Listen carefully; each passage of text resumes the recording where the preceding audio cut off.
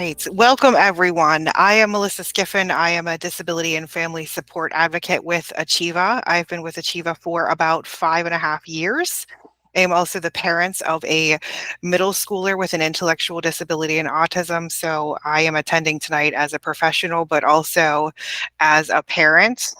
So I appreciate everyone coming and everyone being here. I feel like this is a really important conversation, and it's not a conversation that I think we have one time. I think this is the start of the conversation, and then hopefully we will have more conversations in the future. I've already said to our presenters, maybe this is part one, and maybe we don't know it yet, but there's a part two on the horizon. So I just want to do a quick few housekeeping things before we get started, and then I will turn it over. Like I said, I am with Achieva. Achieva has been around for over 70 years, supporting people through all ages and all stages of their life. I specifically work in the Advocacy and Family Support Department, which is under the ARC of Greater Pittsburgh, and we are also now connected with the ARC of Erie County. And who we are as a member of the Achieva family of organizations. We offer technical assistance, individual and systemic advocacy, helping to develop public policy and healthcare issues and other information. We do have a resource library. I'll share our website address at the end if anyone is looking for additional resources. This is just the Achieva family of organizations. When I started 5.5 years ago, Autism Connection wasn't on our little family tree, and the ARC of Erie County wasn't on our little family tree either. So we've been growing. And this is our geographic reach.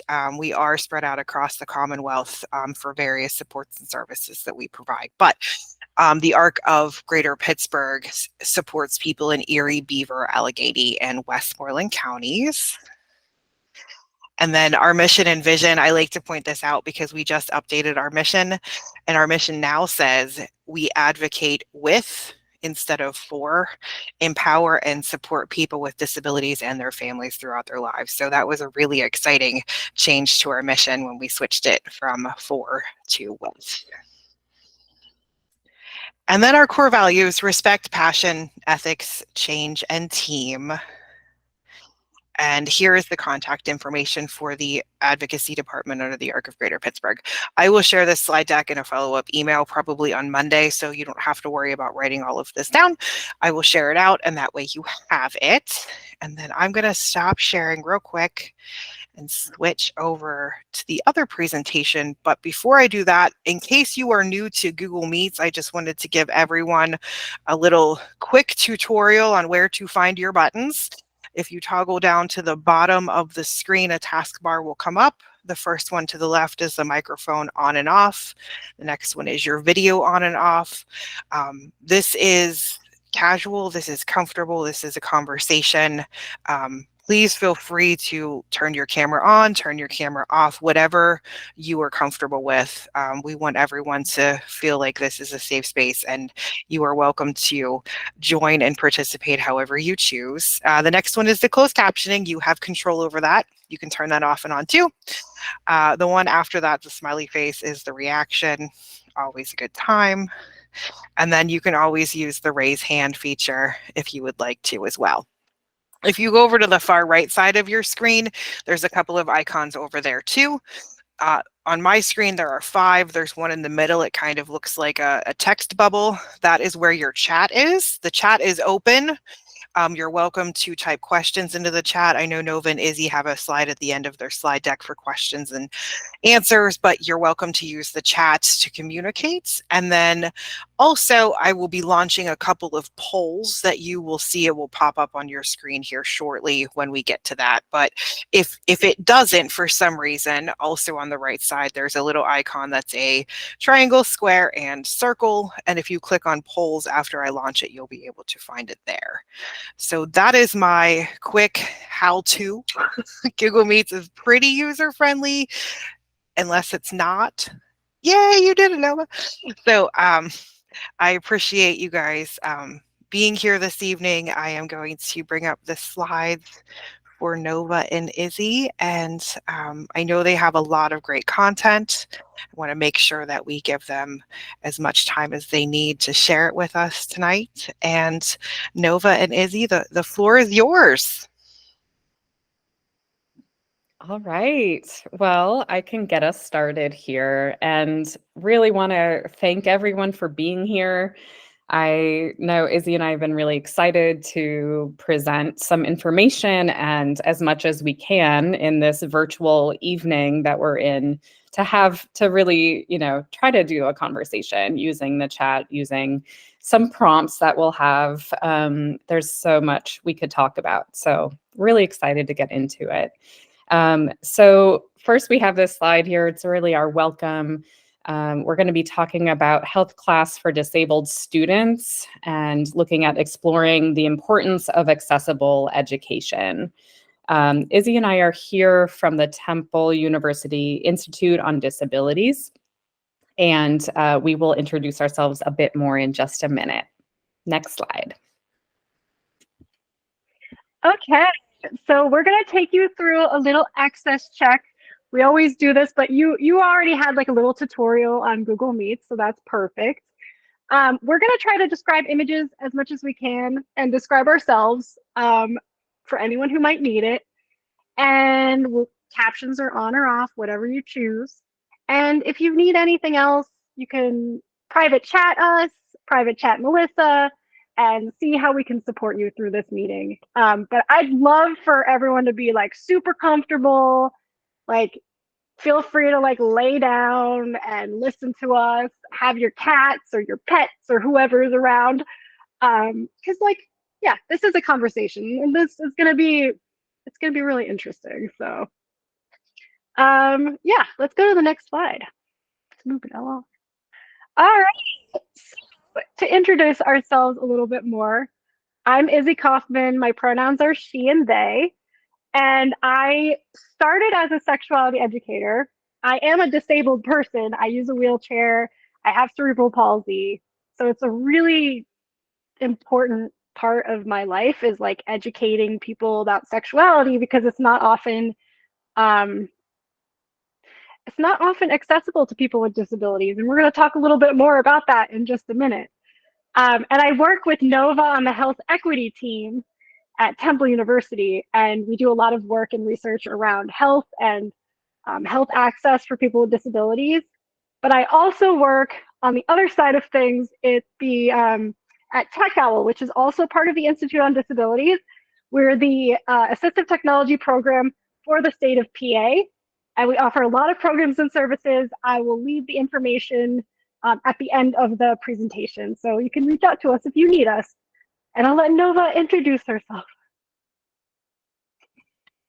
Okay, yeah. So my name is Nova McGiffert. My pronouns are she and her, and I am the Healthy Sexuality Project Coordinator at the Institute on Disabilities.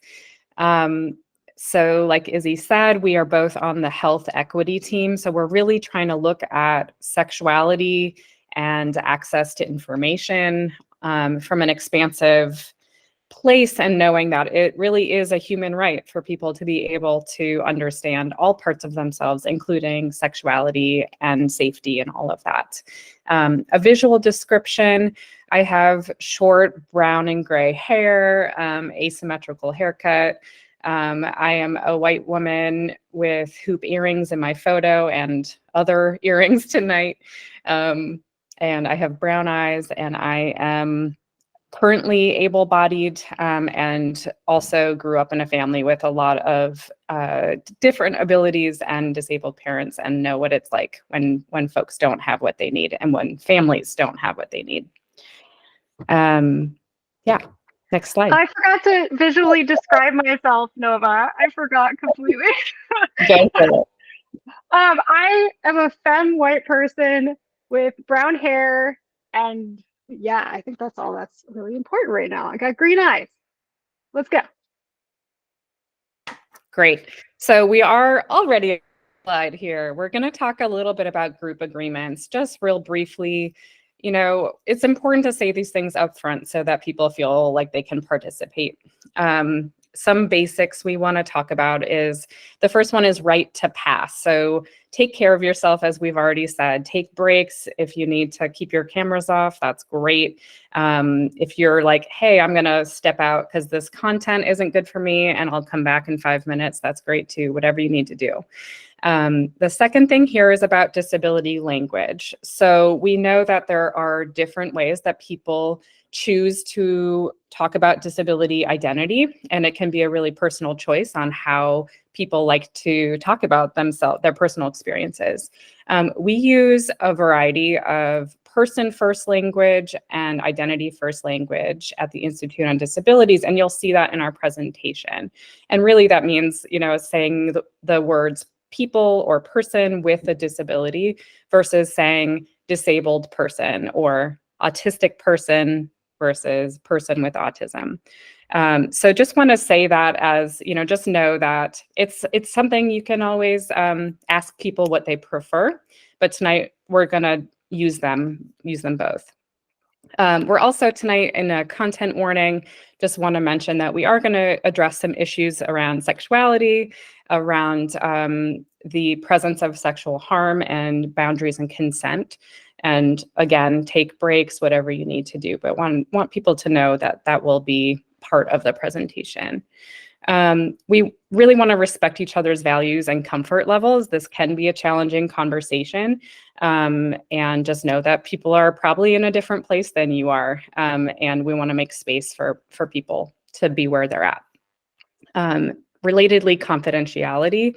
We want to make sure that, if people are sharing about their experiences, that we're not going to go out and blast people out in the world, that this is as safe a space as we can make, knowing that some of us don't know each other, and virtual spaces can be strange, but we're going to try to keep this as safe a space as possible.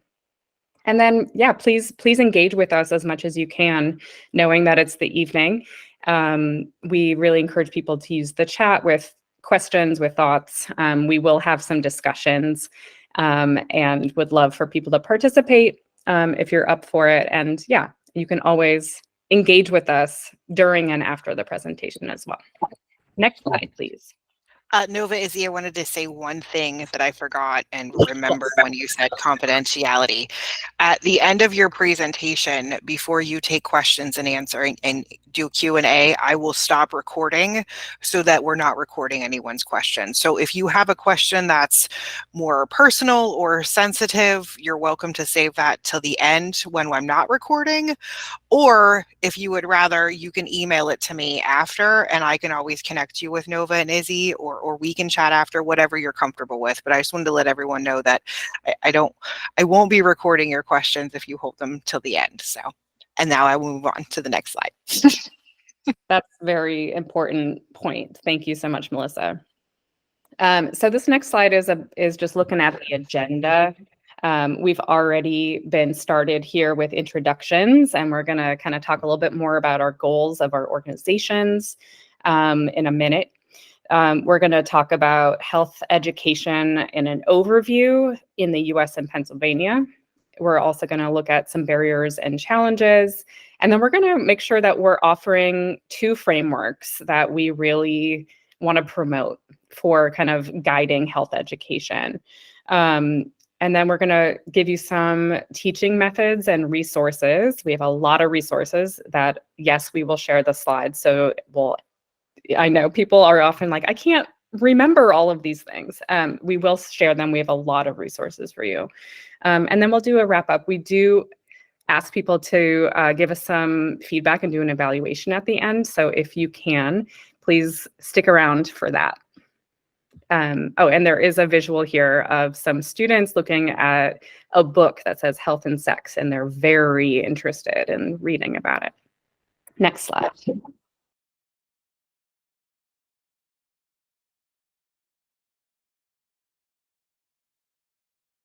Sorry. Okay, so this next slide is the missions and goals for this session. And so on the left-hand side here is IOD. That stands for the Institute on Disabilities, where Izzy and I work.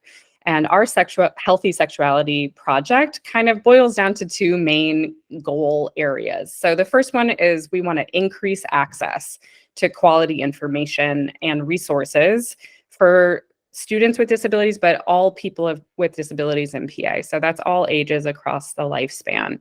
And we're really looking at healthy relationships, sexuality, gender, and sexual health.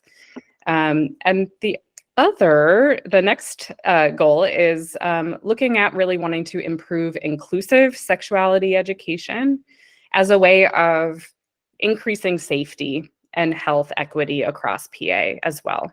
We want to make sure people are feeling connected, getting what they need, and that includes intimate and sexual relationships if folks want it.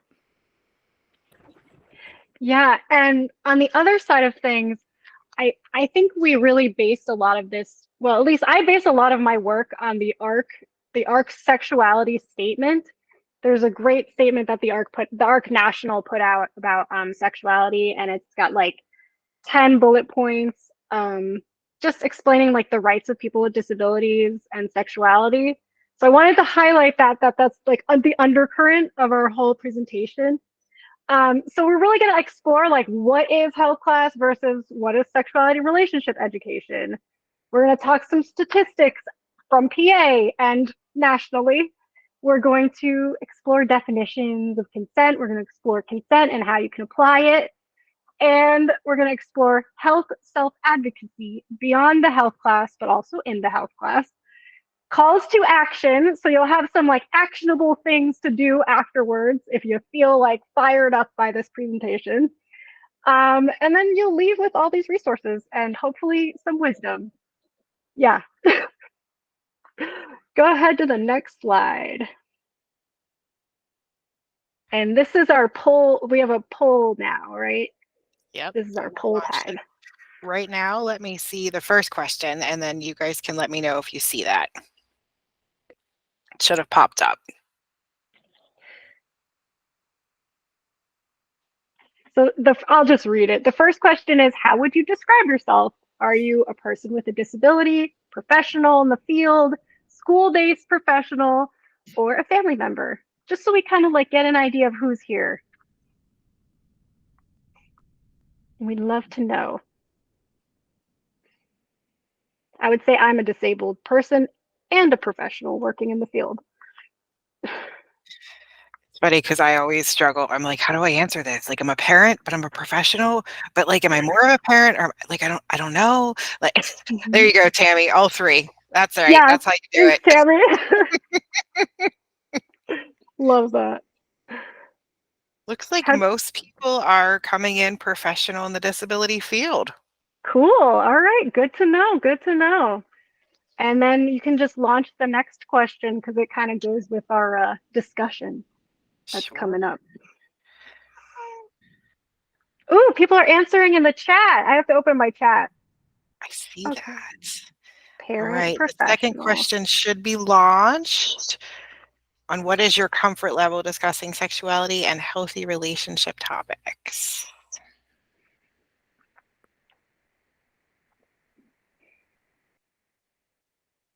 One vote for very comfortable. Cool, cool. Good to know. 2 votes for very comfortable.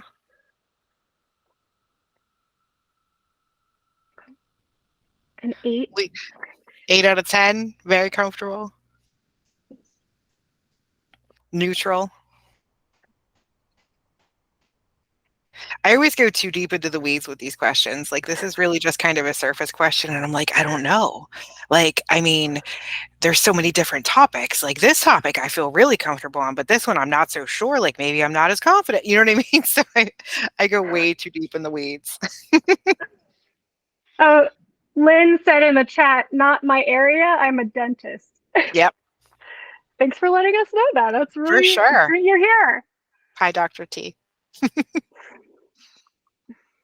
That's that awesome. reminds me I have to call my dentist and make an appointment. That's, yeah. There you go. There you go.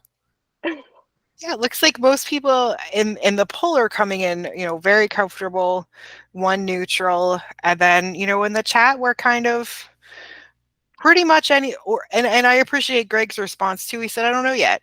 And I think Yeah, that's okay. It's okay not to know. totally. Yep. Yeah, I should have put a not I don't know. I should have put I don't know a Yeah, I didn't think category in about that. there. Yeah, It's okay not to know. We are absolutely. learning every day, all the time. Absolutely. Fantastic. I love polls. Okay. Thanks for polling and answering our polls, everyone. It gives us like an idea of who's here and how we can kind of talk about things. So what I really want to know though is, did you have health class that included sexuality in K through 12? Feel free to chat it. If you want to private chat to me, that's fine. I think you can private chat in Google Meet, maybe. I think it's all public. Oh, okay, cool. So public chat. Public chat today. Okay, lots I of never people are really saying looked at that no. before. Yeah. Yeah. I did. Like I did have health class, and there was probably maybe like a chapter and a half on like what you're not supposed to be doing, and then we moved on to like exercise and healthy eating, if that makes sense. Oh yeah, yeah. I remember my high school health class was very much like that, and it was like I was mentoring younger kids, and they actually were teaching us how to do sexual education for the younger kids, and they just gave us like a bunch of pictures that were just like literally diseases on people's bodies. And that was what they wanted me to show the kids, but I refused to do that. I knew it was wrong at the time. I could not. I could not. It was that's not really learning. Let me see it in the chat here. We got some no's and a yes, and some minimal education limited to body parts and menstruation. Yeah. So oftentimes it'll be very much like sexual health based. Doesn't go into topics about LGBTQ plus. Um, yeah, I know everyone has like a story about their sex ed in school, and also like in Mean Girls, when the gym teacher is teaching sex ed, like what is that about? And he's saying Full don't have disclosure, sex. Izzy, my health teacher was my gym teacher also in real That life. happens so often, So so often. Oh my gosh. Looking in the chat. One day in grade school and then 1.5 years in high school. Yeah, the high school one turned in more into a study hall. Ah, that's a shame. Someone said, nope, I'm older, not discussed then. So, yeah, I found in my experience, a lot of people with disabilities don't have very good sex ed, and they end up looking for it when they're in their adulthood because that information is necessary and we're gonna get it no matter what. Um, oh, someone said the lacrosse coach was your health teacher. Oh boy. Yeah, that is problematic. Because like what is the lacrosse coach trained to do? They're trained to coach lacrosse. Thanks for sharing that. That was very interesting. I've heard of like somebody once said in one of my workshops that a janitor taught the sex ed session one time because they were just like, we need someone to do it. Like that's not really what it should be about. And we'll go more into that. Ours oh, was and the one more gym. thing I just Yeah. remembered, I'm like going back in my high school memory bank from forever ago. It was not taught co-ed. It was Yes. separate. It's usually done that way. I think I was lucky in middle school because Planned Parenthood was invited to my school and we were all educated together, but it was very like it was very medical based, which like was important at the time, of course, but like I knew there was more. So I'm looking in. Oh, Nova said my sex ed teacher was my driver's ed teacher. No. Oh, oh, that kills me. Well, I'm glad that you're a sex educator now and you're passing on the information. Yeah, wow. Everybody has a sex ed story, but really, I think sex ed should be a part of the school environment, a part of just any other class, like health class it could be in. I think they're there's places to touch on sexuality in a lot of school, actually, and it can be age appropriate, but we'll talk more about that. Um, any more comments about your experience with sex ed in school? Hopefully it wasn't exactly like the Mean Girls scene when the gym teacher is saying, oh, he spells chlamydia wrong too. He spells chlamydia wrong in the movie, and he just kind of tells them, don't have sex because you will get pregnant and die. And that's just not a very good way of telling people to be careful and safe. All right, let's move to the next slide. So, health class versus sex ed.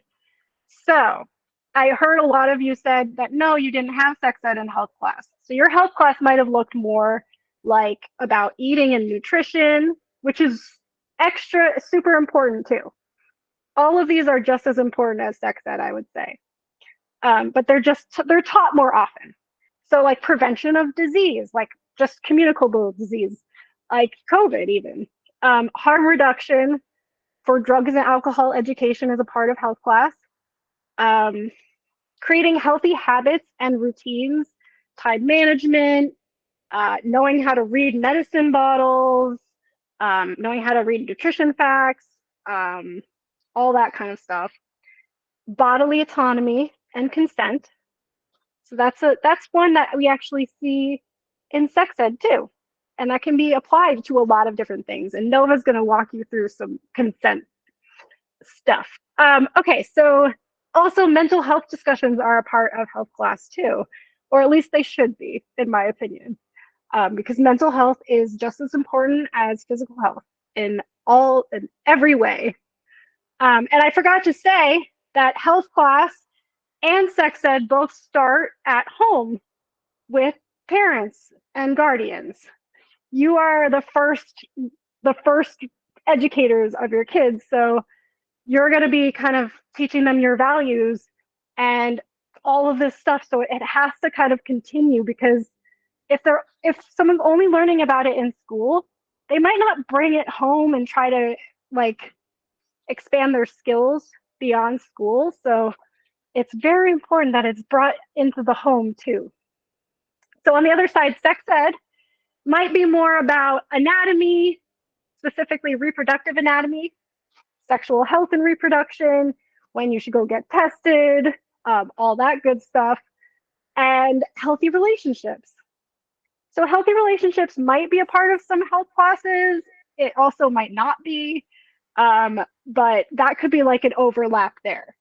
So you might have had healthy relationship education rather than sex ed in your health class. And then you might get in a sex ed class resources for sexual assault prevention, support, knowing how to create a support network, looking to other resources, and then bodily autonomy and consent as well. There are definitely lots of overlap there. And then we might talk more in a comprehensive sex ed world. Every sex ed class would include some LGBTQIA plus education, because many people in the world are lesbian, gay, bisexual, transgender, queer, intersex, or asexual. And so we have to respect that and like teach other kids about it, because how else are they going to learn about their own classmates? And maybe they might even have friends or family members who identify, and it's good to have the language and the knowledge around it, like asking for pronouns and things like that. So yeah, they're both really, really important, but I kind of wanted to make the distinction between them, because sex ed is often not included in health class. And we're going to get into some statistics about PA that are pretty, yeah, you'll see. There's some statistics that make me really mad. But yeah, let's go to the next slide. All right, so yeah, now we're going to kind of look at that health education overview. So Izzy set us up really well. And yeah, we'll get into it. As we know, you all are probably here for many different reasons, and you might have really strong feelings about health education and sexuality education. And we're glad you're here. We're glad you're here with whatever it is that you're holding. We know that across the US that most states do not have sex ed standards. And we're going to kind of start out looking kind of nationally, a little bit more in depth regarding students with disabilities. So if you could go to the next slide, please. So there's a map here of the US that is from a report from SECUS. And again, we'll give that information later on. But this is really looking at what states are prioritizing accessibility in their health education and their sex education. So most of the states are color coded based on kind of what their policies and their resources and laws are doing. Oh, thank you so much for putting it in the chat. So most of the states here are the color gray, which means that there are no accessibility regulations for health curriculum or for sexual health. Pennsylvania is gray. So most states do not have that. There are 5 states here in the dark blue color that have health education that says that it must be accessible. That is a very small number. So we know that most states are doing some kind of health class. It may or may not include all the things that Izzy lined up of like what we would hope health class would include. But just making sure that it's accessible feels like a real basic piece that we were really sad when we found this map to see how few states are really prioritizing that in their state regulations. And there's orange states here too that are showing sex education that has been mandated that it has to be accessible. That's a very small number. But it is also great that the states in the orange color here are prioritizing sex ed and making sure that it's accessible for folks. So there are some success stories there too, and models for what we can, things that we could hope for or at least get more information about. Next slide, please. Noah, can I say just one thing? Oh, Yes. Mm-hmm. Looking at this, and I tried not to look at the slides you sent me earlier just to make sure that I had the awe factor. But when I look at this, I can't help but I can't unsee that the same states that say that sex ed must be accessible and the states that say that health education must be accessible, none of them are the same state. So it was kind of like, we'll do some of it. We'll do part of it. You know what I mean? So I couldn't help but see that. Right. And, as people that have just found this externally as a resource, I can't answer a whole lot of questions, but I have more questions. Like you're saying, like the states that are showing orange where they have sex ed regulations, right. Like, are they also including health class? Mm-hmm. Like the same list that Izzy and I put out there. Right. We don't know. I certainly don't know. Follow-up questions to be answered later. Yes. Cool. Well, we have another map on the next slide here. So this again is the US map here. And this is really looking at school educators, and that's lead teachers who are doing health education in schools. So let me back up. So this is from a CDC state profile study from 2018. So what they did is they sent out a survey across the US to schools, and they were mapping from 2016 to 2018. They were mapping how many schools had lead health teachers that got training in accessibility and learning about different kinds of disabilities and what students were going to need. So health teachers that actually knew how to work with students with disabilities. And we're looking at a training period of 2016 to 2018. So it's not a long period. But this is the stats that we have right now. And again, it's a unfortunate number because we're looking at pretty low numbers. Pennsylvania, at least, is not in the gray area anymore. We do have students, or I'm sorry, we have teachers that got some disability education in some background training. We're at 58.7% of schools in Pennsylvania during that period had some kind of disability education. So I hope that's clear. We're showing, like above some states. Certainly we're below some states, but anybody that's remembers about grades, like a 58.7 on a test, you're failing. So that's just above half.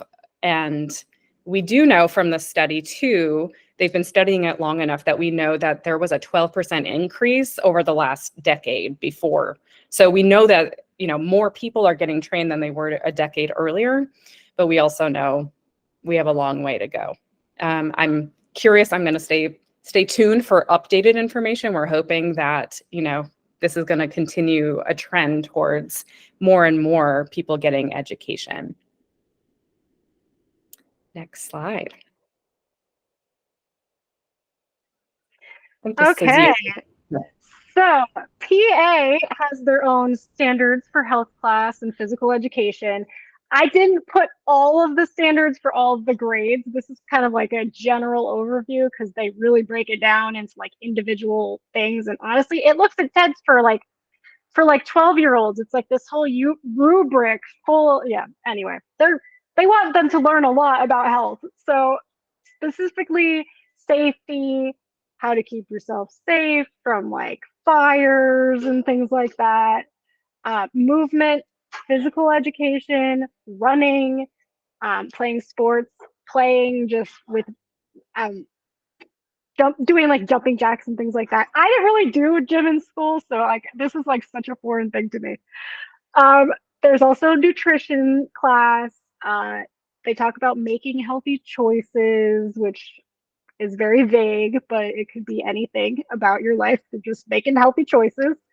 And I already put building healthy habits. They mention that a few times. And then goal setting, which I feel like is part of like building healthy habits and making healthy choices. And it's like all healthy, healthy, healthy, healthy.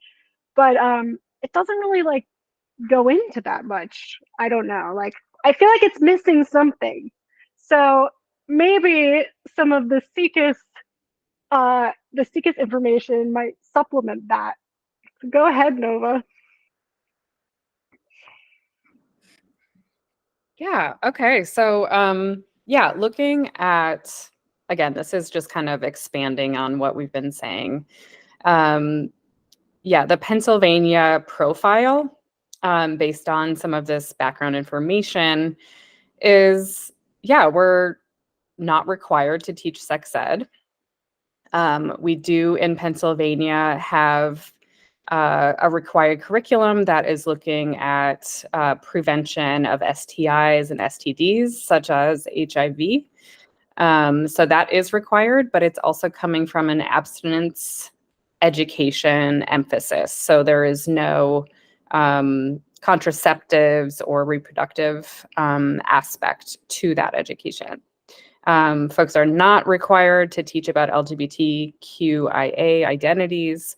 And there isn't any regulation saying that there needs to be consent education. Boundaries. How do you learn about boundaries?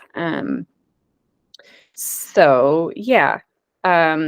There's no regulation regarding medically accurate sexuality education. So, like making sure that people understand their bodies and, that it's like evidence-based and medically accurate. And yeah, that there's no state standards. It's very beyond, there's no state standards beyond the health standards. And it's all really determined by your local school district and what is going to be covered or not covered. Anything else you wanted to add, Izzy? Yeah. No, I'm good. Okay, next slide. Okay, so we're going to look at some barriers and challenges. And here we have an image of a teacher, all these eager students raising their hands. The first thing I notice in this photo is that I'm not sure, though it doesn't really look like there's necessarily a lot of accessible desks in this room. Makes me think about what are barriers that are happening in this classroom and all the classrooms across PA. Next slide. Okay, so this is an opportunity to, if folks can chime in either in the chat or, yeah, put something in the chat. If you want to come off mute, that's okay too. But we're gonna just kind of think about like, what are the things that stand out to you about what are the barriers to accessible health class? Like, what are the main things that y'all think of? This could be barriers within schools or communities. This could be barriers within daily life for folks with disabilities. I see some things coming in the chat. Thanks, y'all. I'm going to read, hopefully that's all right, Krishna. I think part of it refers to what we touched on earlier, where sometimes there isn't staff and hiring committed fully to developing a comprehensive curriculum. Yeah, capacity for staff and faculty is a really big thing. And maybe not necessarily having the materials you need to make it accessible and just to do it at all. I see another comment, communication among people with intellectual disabilities. So language and like what levels do you teach? If people are at different levels and needing different kinds of, have different accessibility needs, how do you do that? So yeah, absolutely, that's a big one. Years of segregation, assuming people with disabilities aren't sexual. That is huge. Thank you so much for saying that, because yeah, we know that there's a lot of history that goes into and misperceptions about what people, assuming what people do and don't need in their lives for relationships and sexuality. Students with disabilities feeling comfortable with the instructor to have the conversation or even ask questions. This is really huge. And, you know, any number of these comments, we could do an entire workshop based on like how to support, how to fix, or how to, you know, show up to those challenges. And yeah, it's very, how do you make people feel comfortable and feel safe? Perception of people with disabilities as childlike.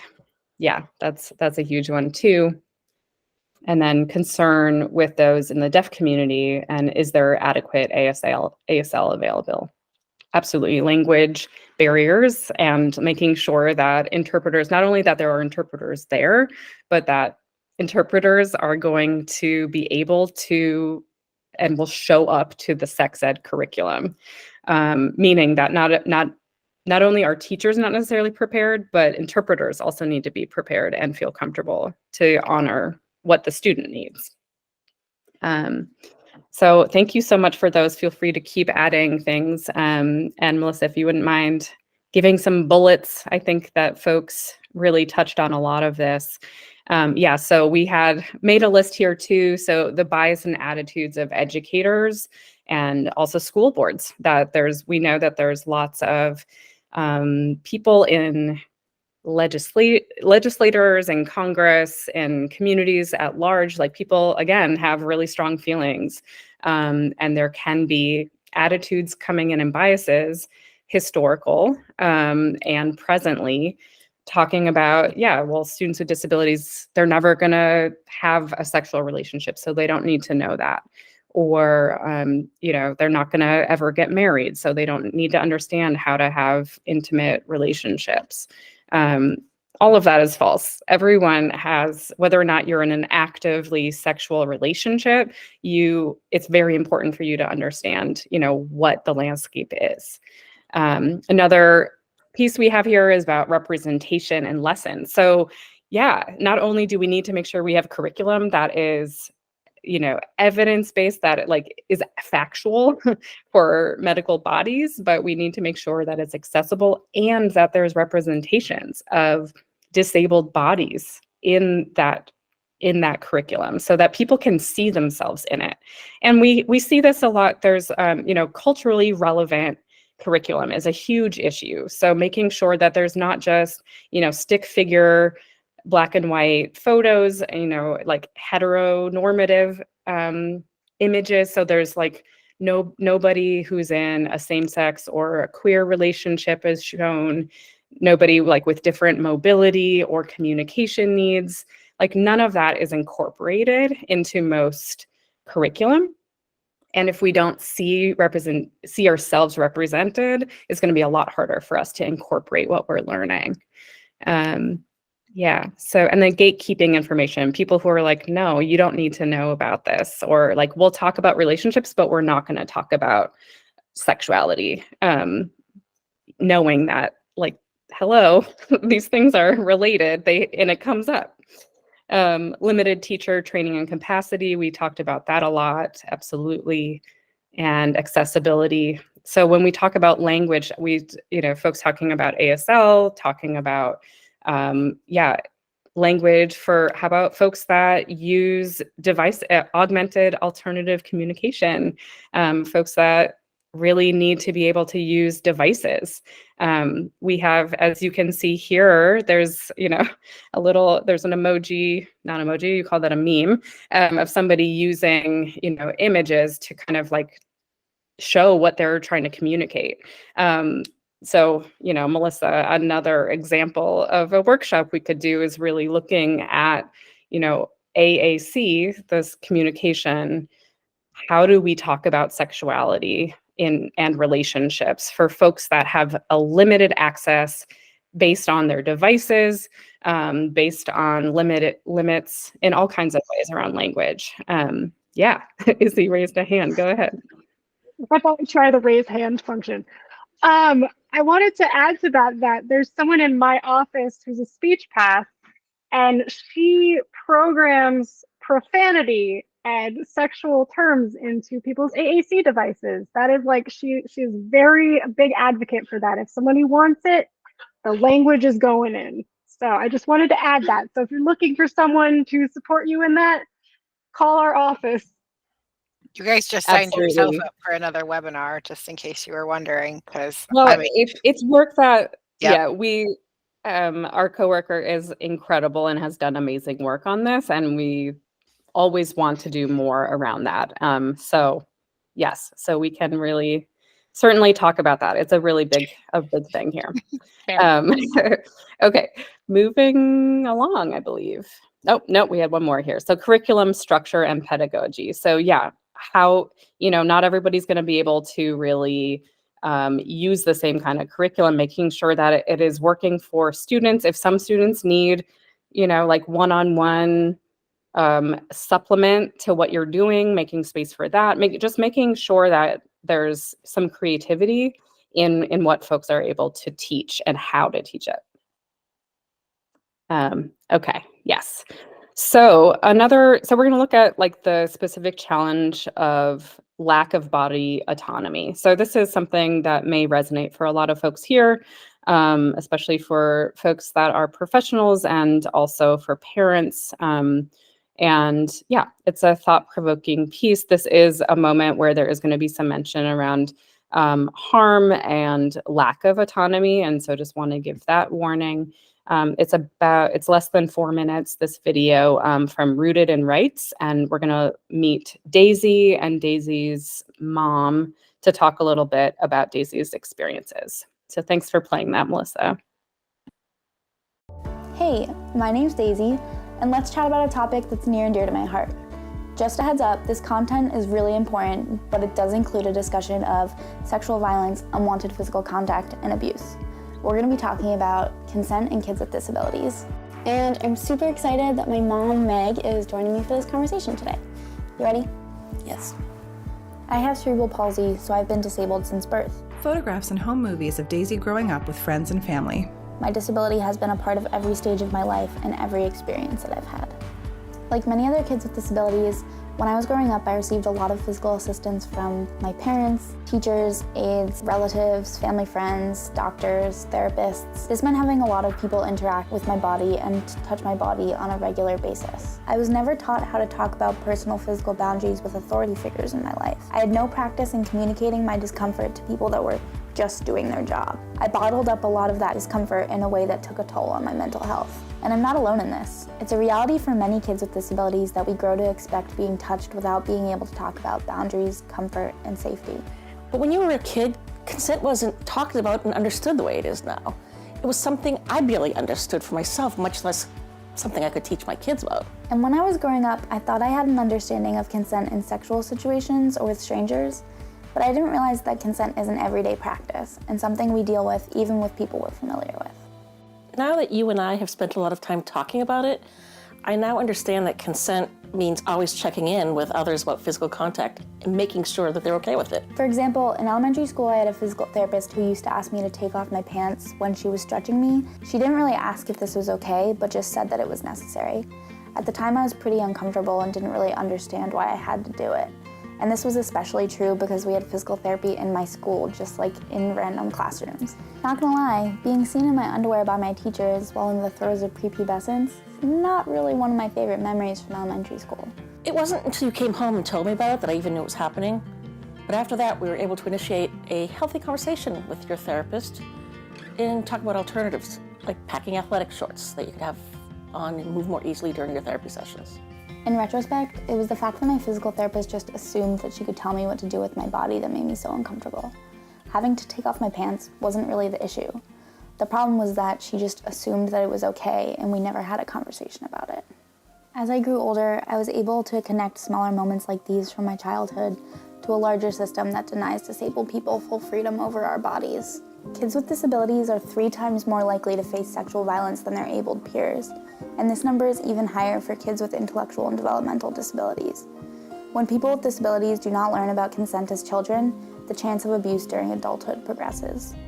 Whether it's a hug from a relative, a doctor or therapist touching their body in a certain way they don't like, or a friend sitting too close, you can give your kid tools for how to set healthy boundaries and feel comfortable in their own body by talking about consent. I know it was daunting for us to start this conversation about this, but I'm so glad we did. By teaching the kids with disabilities in your life about consent and supporting them when they've established boundaries, we can create a world where disabled youth get to feel empowered and confident in their bodies. For resources on how to talk to kids with disabilities about making their own decisions about their body, including a list of ideas to start, visit rootedinrights.org/consent. Written and directed by Daisy Whistler. Thank you to Shannon Buckley for her production assistance. Special thanks to my mom, Meg, for continuing to learn with me and for being a part of this conversation. Produced by Rooted in Rights. So much. I think it's a really powerful video. Hey, my name's Daisy, and let's chat about Thanks, Daisy. We won't watch it again, but I do think it's a super important message there. And yes, so just always feel like I need to take a really deep breath after I see that video. And there's so much that our culture, anyway, we'll get into it. So the next slide here is really just kind of putting a point on what Daisy said around safety challenges and body autonomy. So folks with disabilities starting at a young age are not really taught that they get a say over their bodies. And we can really make a connection between that lack of that given opportunities and education around how to advocate for oneself, and looking at what then becomes opportunities for sexual harm. So most folks here are probably familiar. There was a study in 2018 from Josh Shapiro that was published in NPR. It was really looking at data around rates of abuse in Pennsylvania. So there's a graphic here of those rates, and there's a lot. There's a lot of folks that are really continuing to experience rates of harm. And it's a huge issue that we need to figure out how to address. At the Institute on Disabilities, we talk a lot about like, how are we going to promote prevention? How do we don't want to just respond to the harm, we want to get ahead of it. So that's where a lot of our work comes in. And, as folks, this is not a surprise to anyone here, I'm sure, that communication barriers are a huge issue for safety concerns as well. And that is a big barrier. And then lack of informal learning and isolation. So this is, really, we've come a long way in terms of making sure students with disabilities are included in their schools and in their communities, and not just in segregated settings. But we do know that a lot of students are spending a lot of time in disabled-only classrooms, and aren't getting as much informal learning, like all the people having conversations about like, oh, this person is dating this person, and this is something that they talk, all these conversations that lots of folks get. You learn so much. I always learn so much when I talk to people. And if I'm not talking to people who are dating and having other experiences, then I'd be losing out on a lot of information, and make it that much harder for me to navigate any situations that might come up around boundaries about what I want and what I don't want. Lack of choice and autonomy, and then of course, dependence on others. Ableism and the culture of compliance, we're going to talk a bit more about in a second here, but obviously this is a huge issue that puts folks with disabilities at a greater risk. And it looks like Izzy, thank you so much, put a link in the chat that gives more details from this NPR study. And it kind of is the most recent data that I have found around rates in Pennsylvania. And again, I would love to get more updated information and see where we're at and continue this work. So we can go to the next slide. So that brings us into a section and a topic that I really actually love talking about. I feel like this is, I'm going to talk about this one framework, and then Izzy's going to talk about another one after. And I don't want to speak for you, Izzy, but I think we're both kind of like, these are a little bit of like really exciting topics that we enjoy talking about. So this framework is what we call consent for everyday life. So consent. Let's get into it. Next slide, please. So a really basic definition, and y'all might already have your own definitions of consent, but real basic one is that it's permission for something to happen or an agreement to do something. So real basic, like I am giving consent for you to shake my hand, or permission for something to happen. Next slide. We love to kind of pull from a more robust, a longer definition. I'm going to read it. It's kind of long on the screen, but this is a bigger definition of consent. Above all, consent is respect for the dignity, personhood, and well-being of every living thing. It means not simply asking for or receiving permission, but holistically seeing each person that you interact with and wanting them to enthusiastically and wholeheartedly choose whether to interact with you or not. And that quote is from Laura McGuire, who wrote a book, Creating Cultures of Consent, a guide for parents and educators. So this is the reason I love this quote is that it's really helping kind of illustrate that we want to go beyond. We're not talking about consent and like, do you want to be sexual or not? We're talking about everyday life, just like what Daisy was talking about. Like if someone's going to touch your body, whether it's a hug, whether it's a physical therapist, a friend, like we need to build a culture where it is normal and expected for people to ask your permission. And when I say you, I mean all of us. This isn't just about students with disabilities, this is for everyone. But we know that for students with disabilities, this is especially important to build that autonomy where people feel empowered that they can say, like, no, you need to ask my permission. And using the devices to do that if they use the devices, and all the different ways that people communicate. Next slide. So this is just a further illustration. So on this slide, on the left side, we have an image of compliance culture, and it's looking at a clipboard with a checklist. Like, this is really, when we say compliance culture, what we mean is that all of us, most of us, I guess I should say, I can't speak for everyone here, grew up in school systems and, society that really requires us to follow directions, to respect authority, and giving us little to no say over our bodies, our routine, and our relationships. So I'm sure you can probably think of times when this comes up for you in your education, but yeah, we want people to offer respect for their elders and respect for each other. And we also want people to be able to make decisions for themselves on what is right for them.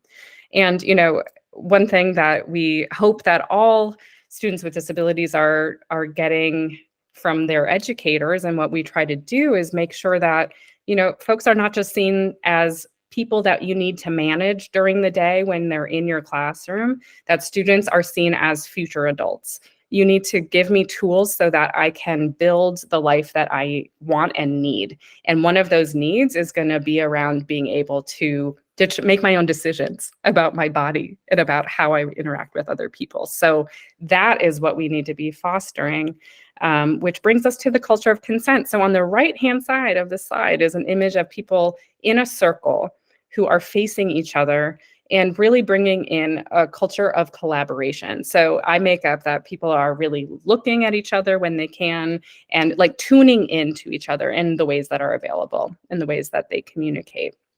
So the freedom to say yes and no without a negative impact. So like if you say no about something about your body, that you're not going to be punished for it.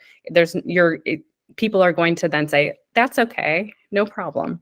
Thanks for letting me know what doesn't work for you.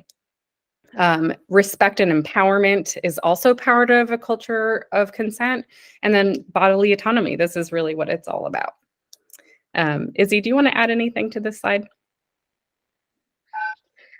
I was just going to say, like, I really identify with Daisy in that video, and I didn't have physical therapy at school, luckily, but like I had physical therapy in a room where there were like 30 other kids getting physical therapy, and all of, the PTs are talking to each other about their patients, and I was just like laying there, like I was just expected to do these exercises, and honestly, I don't always comply with what the PTs would tell me, but like not at home, but I would have to comply when I was like with them.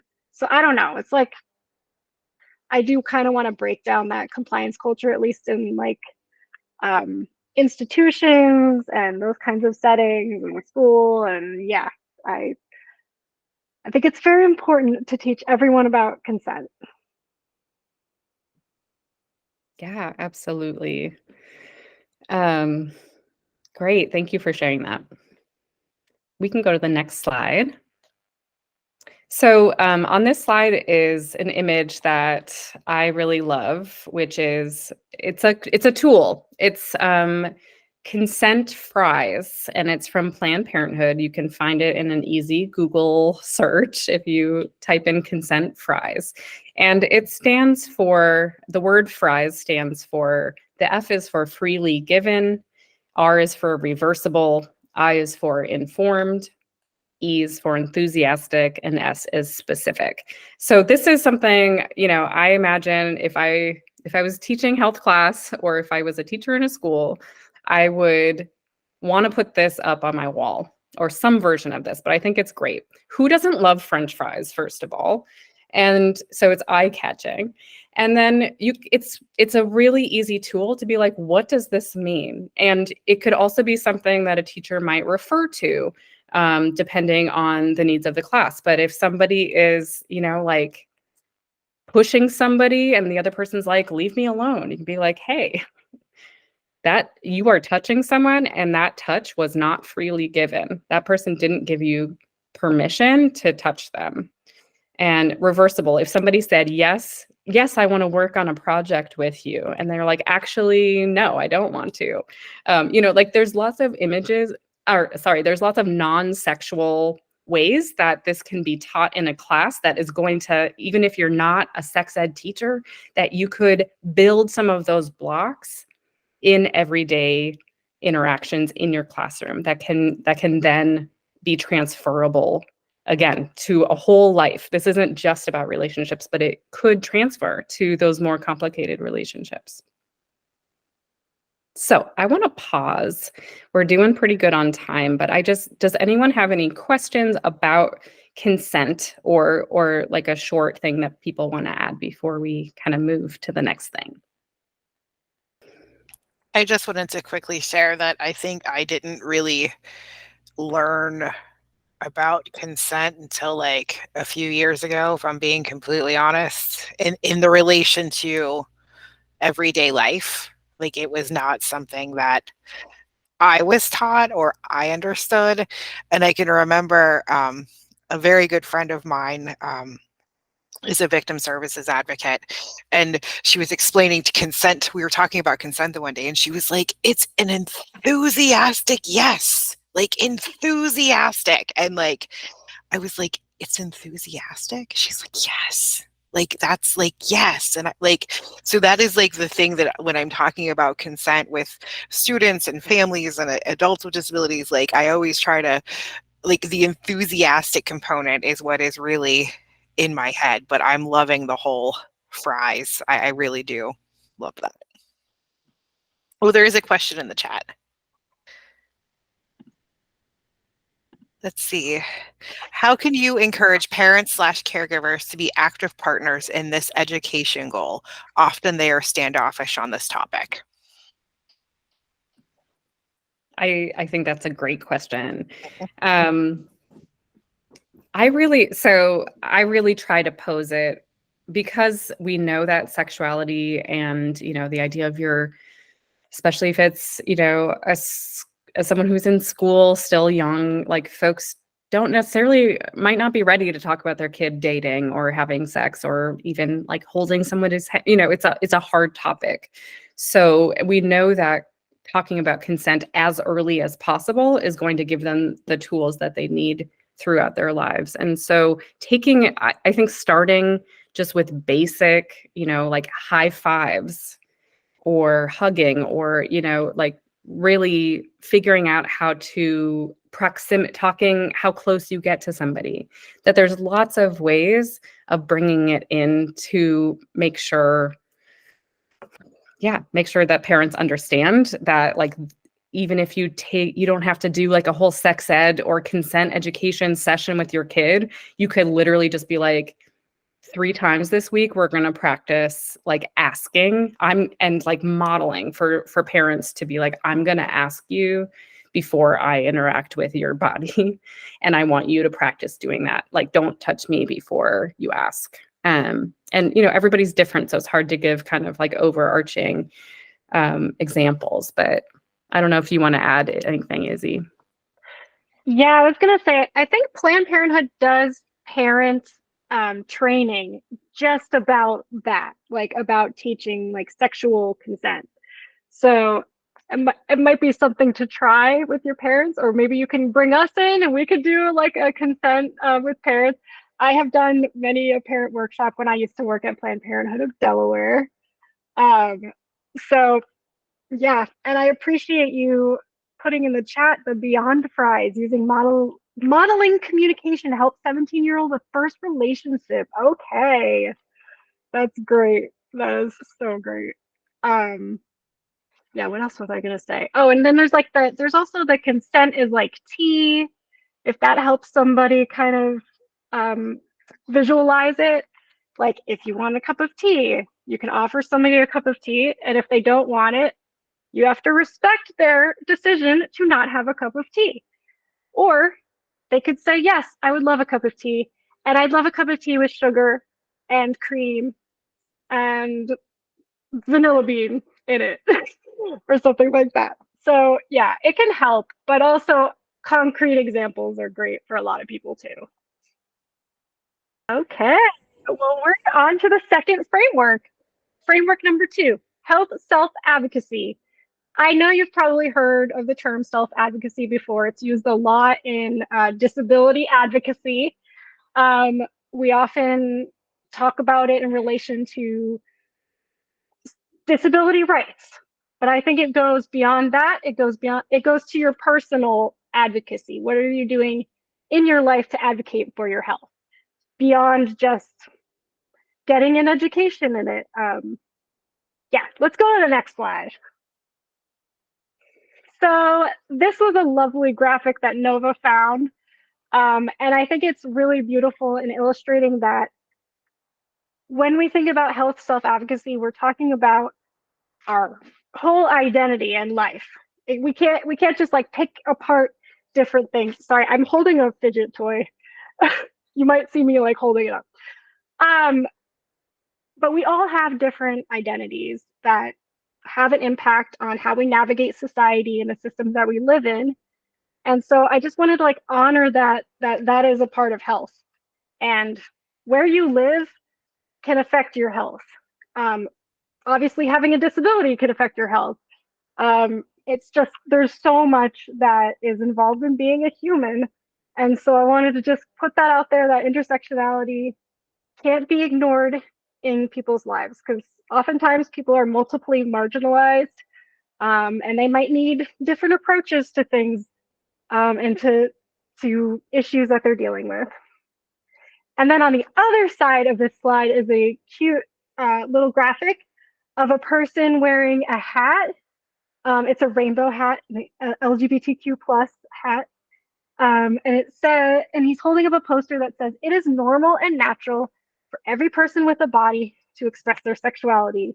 And then I would add on to that, if they want to, because some people don't want to express their sexuality, and that's okay too. We respect it all over here.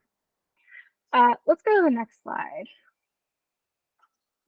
Okay, so I think a big part of health self-advocacy is understanding yourself and what you want and what you want to do in life.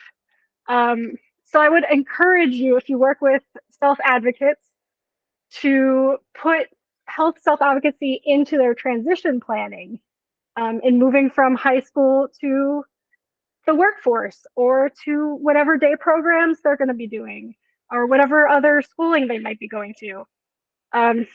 Yes, it needs to be there.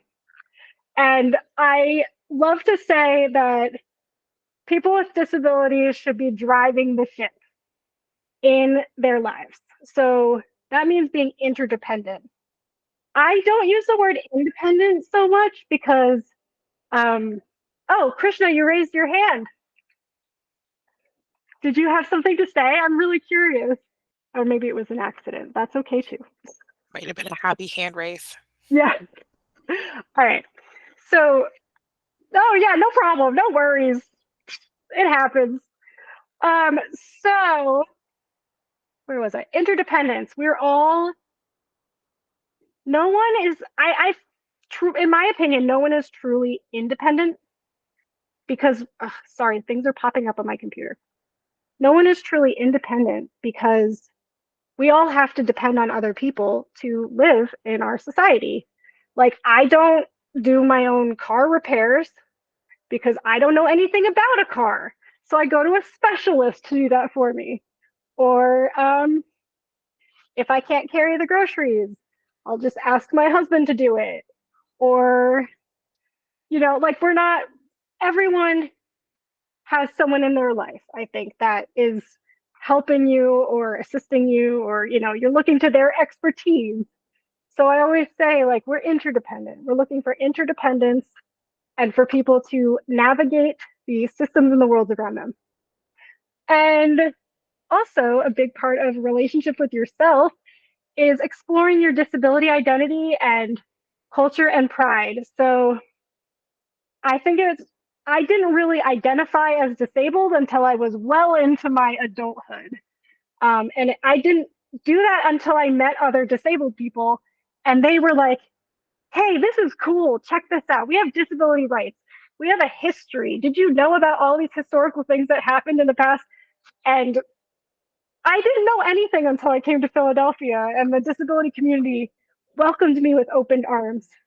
So I think it's really important to avoid social isolation and get people out to disability pride events, or just being out in the community and meeting other disabled people is really, really important.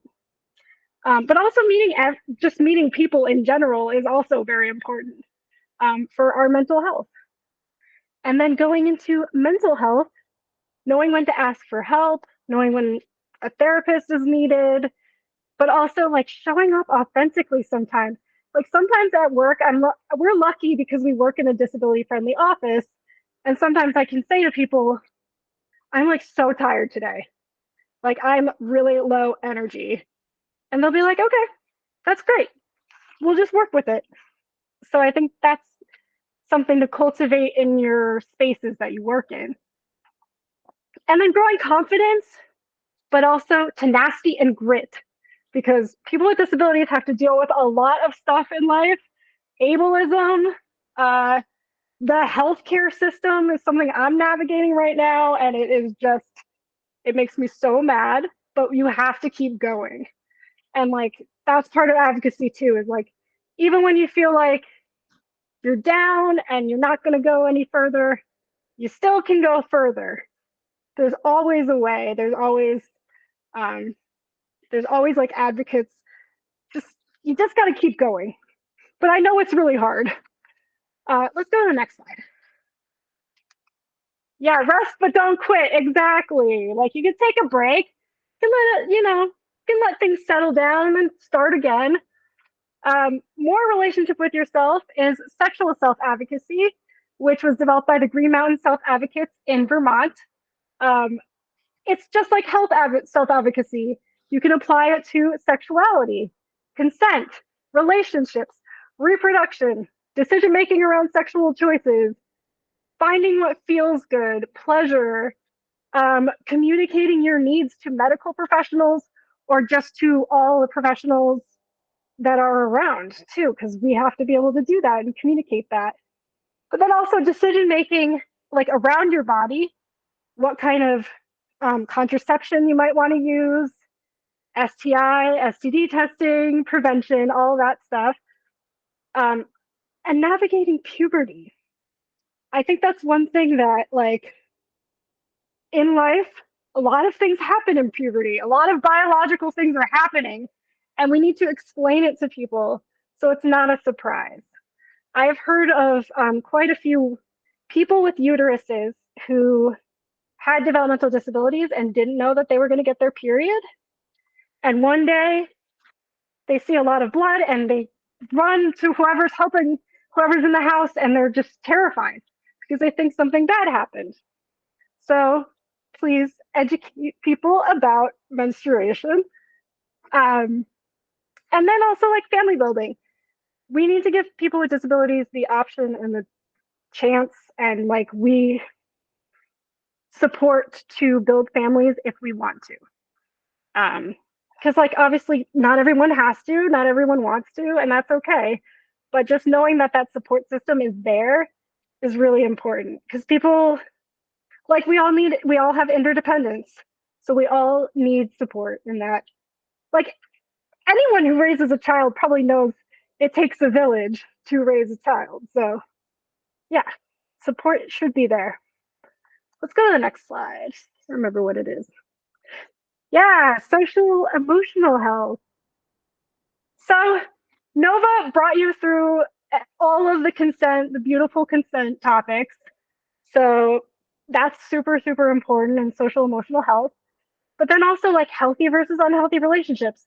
What does that look like in romantic relationships, in your friendships, in family relationships, even beyond like support workers, caregivers, doctors, and so on and so on. So yeah, just understanding those relationships, and just like I've worked with a lot of people with disabilities who've taken stock of all the people in their life that are consistent, and they would kind of like rate if the relationship was healthy or not based on what they do together, And it can be really helpful. Honestly, for everyone, it could be really helpful, not just for people with disabilities, for everyone. Also, navigating negative emotions, sadness, rejection, boredom. Boredom can be really hard on people.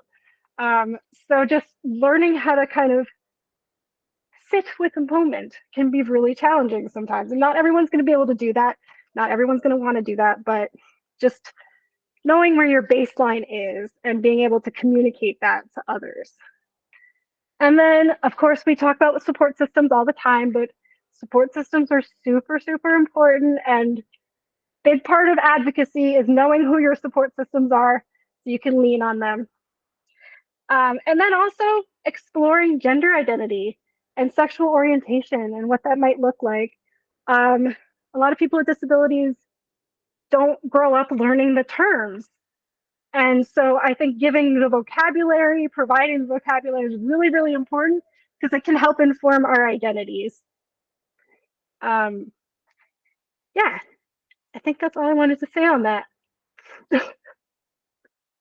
Let's move to the next slide. Teaching methods. Yes, I'll go through this kind of quick. Let's go to the next. Oh wait, that was a stack of books. I forgot to do the image description. Stack of books. They say poetry, geometry, consent, English, chemistry, biology, geography, and they're covered in like brown paper. So they look like high school books. At least I used to have like book socks on my books. I don't know if anyone remembers those. Yeah, let's go to the next slide. All right. I'm sorry this is so tiny. It is really tiny.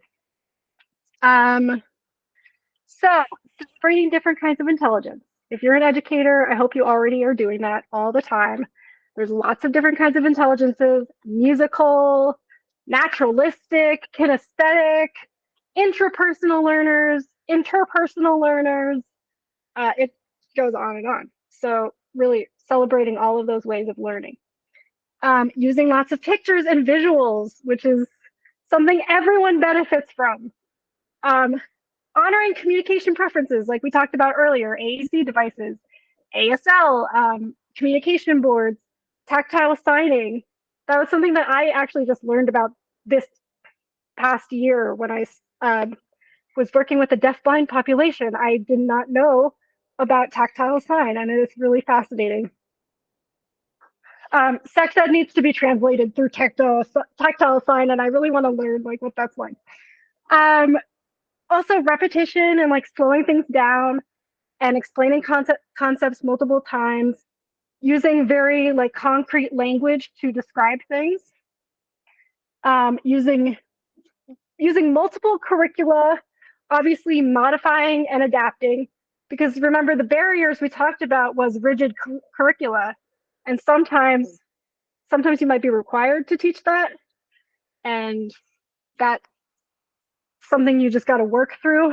But if you can avoid it, I would love to do that.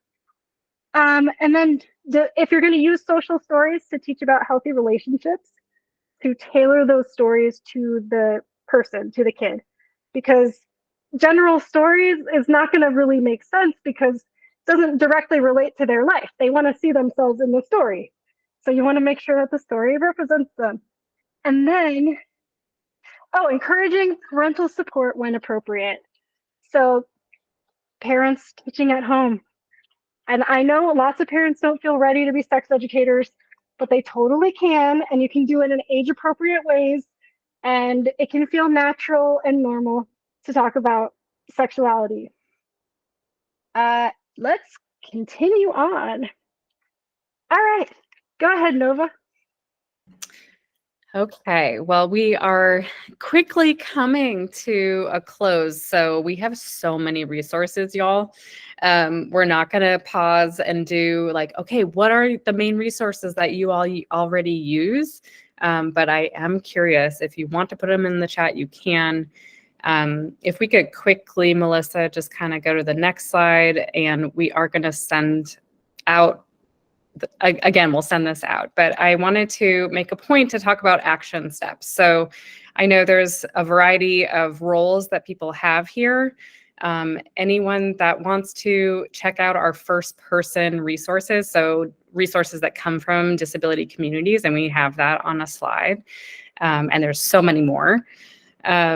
We want to empower parents to take a leap, do some, consent activities around high fives, do some sex ed, talk about bodies, connect to community groups and resources. So if you're looking for ideas of community groups in your area, please reach out to us. We can absolutely help you and connect you.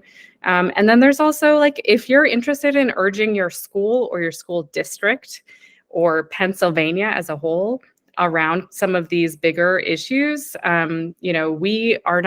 we do not do lobbying, but we know a lot of groups that are really pushing for this, and SECUS is one of the groups that have done a lot of work around this. And there is actually a great toolkit for anybody that's interested in how to reach out to your Congress people, how to talk to school boards and communities, and et cetera.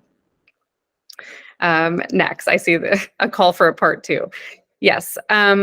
So I'm feeling torn. I want to make sure to pause for questions. And we also have a survey. So I wonder, Melissa, could you fast forward to our survey, which I think is one of the last, maybe second to last slide. And again, we'll make sure that you get these resources. We've got some reading lists. So I'm gonna, if folks wouldn't mind, while we're kind of like have a couple minutes for questions, although Melissa, you might need a minute too at the end here. So let us know how we should handle this. But here is our survey. If you wouldn't mind just taking it real quick, we'd be really grateful.